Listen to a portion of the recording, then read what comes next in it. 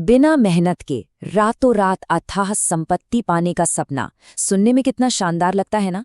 सदियों से इंसान इसी चाहत में न जाने कितने जादुई शॉर्टकट्स की तलाश करता आया है। आज के इस विश्लेषण में ए बॉटल ऑफ ड्यू यानी ओस की एक बोतल नाम की एक बहुत ही मशहूर और दिलचस्प कहानी की गहराइयों में उतरते हैं। ये कहानी सिर्फ एक किस्सा नहीं है, बल्कि इंसानी फितरत, लालच और उससे मिलने वाली एक ऐसी जबरदस्त सीख का आईना है जो आज के दौर में भी बिल्कुल सटीक बैठती है। कहानी में गोता लगाने से पहले एक दिलचस्प सवाल पर गौर करते हैं। क्या वाकई कोई ऐसा जादुई पानी या मैजिक पोशन हो सकता है जिसकी महज एक बूंद लोहे या तांबे को ठोस सोने में बदल दे? आज की दुनिया में ये बात पूरी तरह से बेवकूफ़ी लग सकती है, लेकिन हमारी कहानी का मुख्य किरदार इसी एक भ्रम को अपनी जिंदगी का सबसे बड़ा सच मान बैठा था। एक ऐसा भ्रम जिसने उसे असल दुनिया से मीलों दूर कर दिया था। तो चलिए मिलते हैं इस किरदार से, रामनाथ। रामनाथ कोई आम इंसान नहीं, बल्कि एक बहुत ही अमीर जमींदार का बेटा था। विरासत में उसे मीलों फैली जमीनें और खेत मिले थे। लेकिन मजे की बात यह है कि रामनाथ ने कभी भूलकर भी अपने खेतों में कदम तक नहीं रखा। उसका तो बस एक ही जुनून था, जादू की खोज। वो हमेशा इसी जुगाड़ में रहता था कि कोई उसे वो जादुई पानी दे दे, और इसी धुन में वो पहुंच जाता है साधु महीपति के पास। रामनाथ पूरे जोश में साधु महाराज से उस जादुई रहस्य के बारे में पूछ रहा है, और साधु बड़ी ही शांति से उसकी इस अजीब सी जिद को सुन रहे हैं। रामनाथ का ये पागलपन एक ऐसे पोषण के लिए था जिसमें जादुई ताकतें हों। वो इसके पीछे इतना अंधा हो चुका था कि ढोंगी लोग अक्सर उसे बेवकूफ बनाते और उससे पैसे ऐंठ लेते थे। लेकिन रामनाथ हार मानने वालों में से नहीं था। उसकी इस बेवकूफ़ी का सबसे बुरा असर उसकी पत्नी मधुमती पर पड़ रहा था। मधुमती दिन रात इसी चिंता में घुली जा रही थी कि उसका पति घर की सारी दौलत पानी की तरह बहा रहा है, और अगर ऐसा ही चलता रहा तो वो दिन दूर नहीं जब उन्हें सड़क पर आना पड़ेगा। अब यहाँ कहानी में एक जबरदस्त ट्विस्ट आता है। साधु महीपति रामनाथ को कोई उपदेश देकर भगाते नहीं हैं, बल्कि एक ऐसी बात कह देते हैं जिससे रामनाथ की आंखें फटी रह जाती हैं। साधु दावा करते हैं कि जब वो हिमालय की यात्रा पर थे तब उन्होंने वाकई उस जादुई पानी को बनाने का एक गुप्त नुस्खा सुना था। अब जरा अंदाजा लगाइए रामनाथ की खुशी का। जो इंसान सालों से इस जादू के पीछे पागलों की तरह भाग रहा हो, उसके लिए ये बात दुनिया का सबसे बड़ा खजाना मिलने जैसी थी। उसने तुरंत साधु से वो रहस्य बताने की जिद पकड़ ली। लेकिन साधु महाराज ने कोई सीधा साधा मंत्र नहीं बताया। उन्होंने एक बहुत ही पेचीदा और मेहनत से भरी प्रक्रिया सामने रख दी। 4 कदम तय किए गए। पहला, खुद एक केले का पौधा लगाना। दूसरा, रोजाना अपने हाथों से उसमें पानी देना। तीसरा, सर्दियों की सुबह सुबह उठकर पत्तों पर जमी ओस को इकट्ठा करना। और चौथा, सबसे मुश्किल कदम, जब वो ओस पूरे 5 लीटर हो जाए तो उसे साधु के पास लेकर आना। साधु ने भरोसा दिलाया कि इसके बाद वे उस पानी पर अपना जादुई मंत्र पढ़ेंगे और वो पानी जादुई पोषण में बदल जाएगा। इस पूरे नुस्खे में जो सबसे अहम चीज थी वो थी ओस। रात की कड़ाके की ठंड के बाद पत्तों पर पानी की जो नन्ही नन्ही बूंदें बन जाती हैं, उसे ओस कहते हैं। अब यहाँ असली चुनौती छिपी थी। ओस की एक बूंद का वजन ही क्या होता है? और साधु ने रामनाथ को 1 या 2 चम्मच नहीं, बल्कि पूरे 5 लीटर ओस इकट्ठा करने का टारगेट दिया था, वो भी बूंद बूंद करके अपने हाथों से। ये तो सुनकर ही एक असंभव और थका देने वाला काम लगता है। यहाँ पर एक बहुत ही दिलचस्प सवाल खड़ा होता है। क्या रामनाथ जैसा इंसान, जिसने अपनी पूरी जिंदगी सिर्फ ऐशो आराम और आलस में काटी हो, ये कर पाएगा?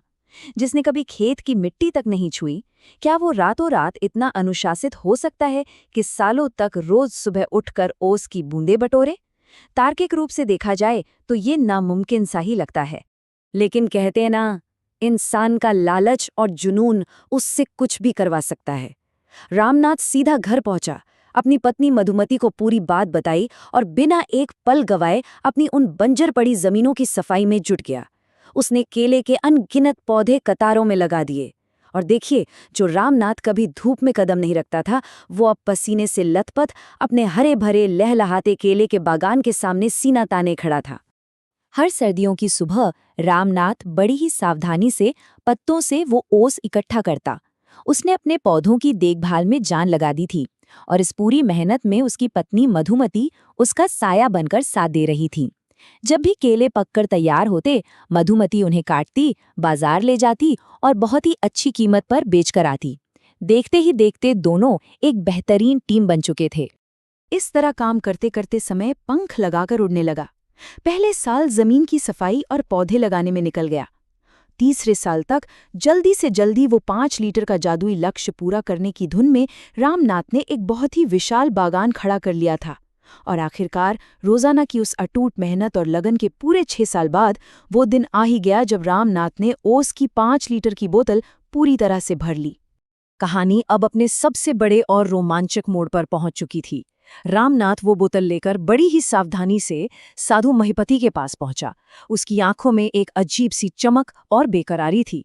साधु ने रामनाथ को देखा, एक हल्की सी मुस्कान उनके चेहरे पर आई और फिर उन्होंने उस ओस की बोतल पर कुछ जादुई मंत्र बुदबुदाए। मंत्र पढ़ने के बाद उन्होंने बोतल वापस थमाई और कहा कि अब जाकर इसे आजमा कर देखो। 6 साल की लंबी तपस्या का रिजल्ट बस आने ही वाला था। रामनाथ की उम्मीदें आसमान छू रही थीं। उसे पूरा यकीन था कि इस जादुई पानी की बस एक बूंद तांबे के किसी भी बर्तन पर गिरते ही उसे चकाचक ठोस सोने में बदल देगी। लेकिन हकीकत क्या निकली? उसने जैसे ही पानी तांबे पर छिड़का, पानी की बूंदें बस छलक कर रह गईं। बिल्कुल कुछ नहीं हुआ। बर्तन जैसा तांबे का था वैसा ही रहा। कोई जादू नहीं, कोई चमत्कार नहीं। ये देखते ही रामनाथ का गुस्सा 7वें आसमान पर पहुंच गया। उसे लगा कि उसके साथ दुनिया का सबसे बड़ा धोखा हुआ है। वो बुरी तरह चिल्लाया, मैंने अपनी जिंदगी के 6 कीमती साल बर्बाद कर दिए। अगर उसकी जगह कोई और भी होता तो शायद ऐसा ही करता। जिस जादू की आस में उसने 6 साल तक दिन रात मिट्टी में खुद को तपाया, वो एक बहुत बड़ा झूठ निकला। उसे लगा कि वो बुरी तरह ठगा गया है और उसके हाथ हमेशा की तरह खाली ही हैं। लेकिन इस पूरे हंगामे और रामनाथ के भड़कने के बावजूद साधु महिपति बिल्कुल शांत थे।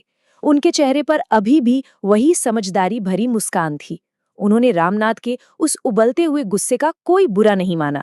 इसके बजाय उन्होंने बहुत ही ठंडे दिमाग से रामनाथ की पत्नी मधुमती को आगे आने का इशारा किया। और तब मधुमती एक बहुत ही भारी भरकम और बड़ा सा बक्सा लेकर साधु के पास आई। जैसे ही वो बक्सा खुला, रामनाथ की आंखें फटी की फटी रह गईं और शायद उसकी सांसें भी कुछ पल के लिए रुक गईं। उस बक्से के अंदर ढेर सारे असली सोने के सिक्के जगमगा रहे थे। लेकिन चौंकाने वाली बात ये थी कि ये सिक्के किसी जादू टोने से नहीं आए थे। ये तो उस केले की फसल की गाढ़ी कमाई थी जिसे मधुमती पिछले 6 सालों से लगातार बाजार में बेच रही थी। रामनाथ पेड़ लगाता रहा, पसीना बहाता रहा और उसकी पत्नी उस मेहनत के फलों को बेचकर ये असली दौलत तिजोरी में जमा करती रही। और यही थी साधु की वो सबसे बड़ी चाल, द ग्रैंड ट्रिक। शॉर्टकट और जादुई पानी का इंतजार सिर्फ एक धोखा है। असली संपत्ति तो व्यापार और खेती में बहाए गए पसीने से बनती है। साधु ने रामनाथ को समझाया कि दुनिया में ऐसा कोई मंत्र या पोषण नहीं है जो चीजों को सोने में बदल सके। जो बंजर जमीन कभी किसी काम की नहीं थी, आज उसी जमीन पर की गई कड़ी मेहनत ने ये सोने का पहाड़ खड़ा कर दिया है। साधु ने एक बहुत गहरी बात कही। उन्होंने बताया कि अगर वो पहले ही दिन रामनाथ को खेती करने की सलाह देते तो क्या वो कभी सुनता? बिल्कुल नहीं। और यहीं पर काम आता है विजडम, यानी सच्चा ज्ञान और गहरी समझ। रामनाथ को आखिरकार ये ज्ञान मिल चुका था। वो साधु की उस शानदार योजना के पीछे छिपे असली अर्थ को समझ गया। उसका सारा गुस्सा पल भर में गायब हो गया, क्योंकि उसे पता चल गया था कि असली जादू कहीं बाहर नहीं बल्कि उसके अपने हाथों और उसकी मेहनत में था। अगर हम रामनाथ के इस पूरे सफर को देखें तो ये किसी चमत्कार से कम नहीं है। साधु से मिलने से पहले वो अपनी कीमती जमीनों को बंजर छोड़कर सिर्फ जादू के पीछे भागता था। नतीजा क्या था? पैसे की बर्बादी और परिवार की चिंता। लेकिन साधु से मिलने के बाद के 6 सालों ने सब कुछ बदल दिया। उसने खुद केले के पौधों की देखभाल की, एक विशाल बागान खड़ा किया और सोने के ढेरों सिक्के कमा लिए। एक कामचोर और आलसी इंसान का एक जिम्मेदार और मेहनती व्यक्ति में बदल जाना वाकई प्रेरणादायक है। लेकिन यहाँ एक बात सोचने पर मजबूर करती है। साधु ने रामनाथ के सामने ये शर्त क्यों रखी कि वो पौधों को अपने हाथों से पानी दे और ओस भी खुद ही इकट्ठा करे? रामनाथ अमीर था, वो आसानी से नौकर रख सकता था। इसके पीछे एक बहुत बड़ा कारण था। साधु चाहते थे कि रामनाथ अपनी उस जमीन से जुड़े, उसे अपने शरीर से बहाए गए पसीने की असली कीमत समझ में आए। जब इंसान अपने हाथों से कुछ बनाता है, तभी उसे उसकी असली अहमियत का एहसास होता है। साधु महीपति के वे आखिरी शब्द आज भी गूंजते हैं। तुम्हारी मेहनत ने ये संपत्ति बनाई है, जादू ने नहीं। जीवन में सफलता या धन पाने का कोई जादुई शॉर्टकट नहीं होता। आज के इस तेज तर्रार और डिजिटल युग में भी हर कोई किसी न किसी जादुई पानी की तलाश में है, चाहे वो रातों रात अमीर बनाने वाली कोई इन्वेस्टमेंट स्कीम हो या बिना मेहनत के मिलने वाली सफलता। तो इस विश्लेषण के अंत में एक सवाल छोड़कर जाते हैं।